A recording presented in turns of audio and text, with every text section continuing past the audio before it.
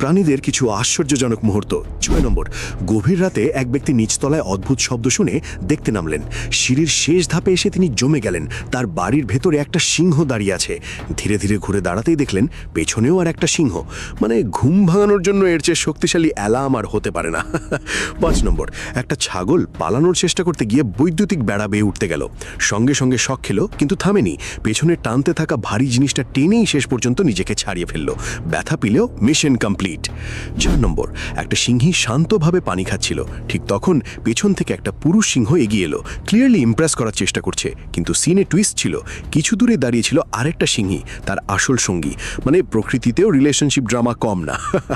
3 নম্বর, একজন কৃষক নিজের কাজ করতে যাচ্ছিলেন। এমন সময় তার একটা ষাঁড় হঠাৎ নিয়ন্ত্রণ হারিয়ে ফেলে। কোথা থেকে যেন ফুল স্পিডে এসে গাড়িতে ধাক্কা মারল।